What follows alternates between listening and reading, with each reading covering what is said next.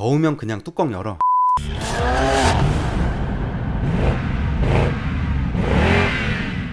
안녕하십니까. 신차 읽어주는 남자 신남입니다. 최근에 픽업트럭에 대해서 물어보시는 분들이 많아서 올해 판매량 기준으로 1위부터 5위까지 한번 비교해보도록 하겠습니다. 픽업트럭에 관심이 없으신 분들은 트럭도 아니고 SUV도 아닌 애매한 차라고 생각하시겠지만 그렇지 않습니다. 세계 최초의 픽업트럭은 1925년 포드의 모델 T 런어바웃 픽업바디였습니다. 이 모델명을 따와서 픽업트럭이라는 명칭이 생겼다고 하고요. 자동차의 종류는 목적에 따라 분류되는데요. 화물을 싣고 다니는 게 목적이라면 이런 상용 화물 트럭입니다. 사람의 비중이 적으니까 편의성이 떨어지죠. 사람과 화물의 우선순위가 비슷하면서 짐을 싣기보다는 이렇게 끌고 다니는 게 목적이라면 픽업트럭이고요. 그러니까 픽업트럭에서는 특히나 견인력이 중요합니다. 사람에 좀 더 치우쳐져 있고 세단보다는 넉넉한 공간이 필요하다면 SUV, 실제로 픽업트럭에서 승용으로 발전된 형태가 SUV이고요. 짐보다는 사람이 우선이고 고급스러운 이미지를 원한다면 세단이고요. 사람이고 짐이고 잘 모르겠고 그냥 빨리 가는 게 중요하다면 오토바이.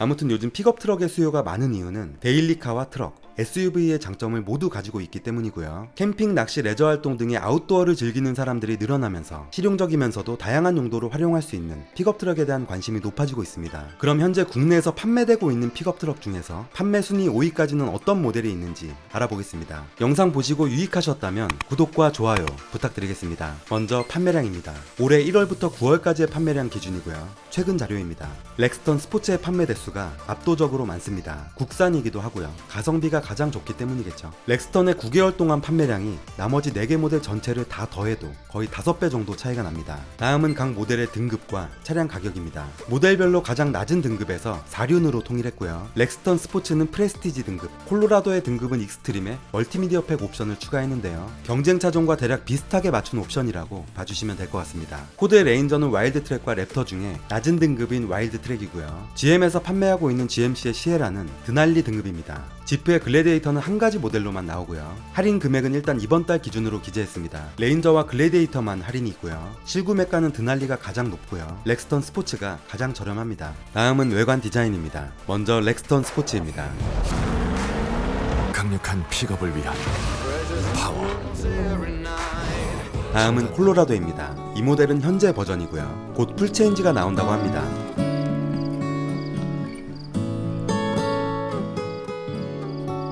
다음은 Beyond the 레인저입니다. imagination, experience, limit. Next generation Ranger, Wildtrak. 다음은 시에라입니다. Six-function multi-pro tailgate. GMC Sierra. 마지막으로 글래디에이터입니다. 오프로드 주행에 특화되어 있는 모델이죠.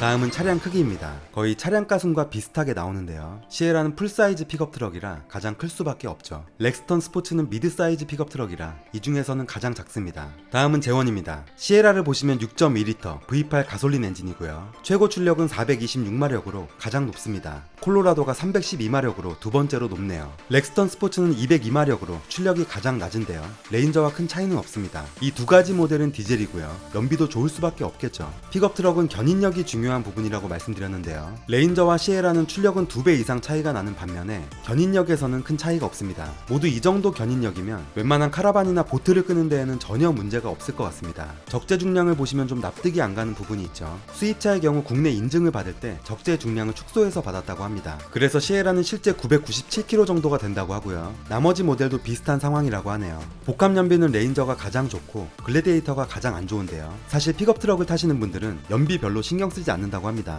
다음은 주요 옵션 비교입니다. 에어백 개수는 레인저가 7개로 가장 많지만 또 기본적인 통풍 시트와 핸들 열선은 둘 다 없네요. 글래디에이터는 에어백이 2개인데요. 아마 루프를 개방할 수 있게 해놔서 커튼 에어백 같은 걸 넣지 못한 것 같습니다. 그리고 글래디에이터에 통풍 시트가 없는 것도 더우면 그냥 뚜껑 열어. 다음은 보증기간입니다. 콜로라도와 레인저, 시에라는 일반 부품 3년에 6만 킬로, 파워트레인은 5년에 10만 킬로로 동일하고요. 글래디에이터만 파워트레인이 3년에 6만 킬로로 가장 짧습니다. 다음은 자동차 보험입니다. 보험료는 만 35세 이상으로 인터넷 다이렉트 보험으로 산출한 금액입니다. 렉스턴 스포츠 차량가가 가장 저렴하니까 자차가 가장 낮고요. 나머지 모델은 큰 차이가 없네요. 다음은 모델별 장단점입니다. 이 5가지의 모델들이 동급이 아니라 판매 순위다 보니까 사실 경쟁 모델이라고 보기에는 무리가 있죠. 렉스턴 스포츠는 차종은 당연히 가성비가 좋다는 게 가장 큰 장점이고요. 디젤이라 연비도 좋습니다. 하지만 올드한 이미지는 어쩔 수 없죠. 출력도 부족하긴 하지만 가격이 너무 좋으니까 단점이라고 하기에도 애매합니다. 자료를 조사하면서 장단점을 정리해 봤는데요. 참고만 해주시고요. 사실 픽업 트럭을 보시는 분들이 이 5가지 모델의 장단점을 비교하며 고르진 않을 겁니다. 차량가도 너무 많이 차이가 나고 각 모델별 색깔도 확실히 다르니까요. 아마 고민 중이신 분들은 2개 차종 정도로 비교하실 것 같습니다. 렉스턴 스포츠와 콜로라도, 또는 콜로라도와 레인저. 시에라와 글래디에이터는 성격이 너무 다르고 가격도 비싸기 때문에 그냥 그 모델에 꽂힌 분들이 구매하실 것 같고요. 마지막으로 최종 순위입니다.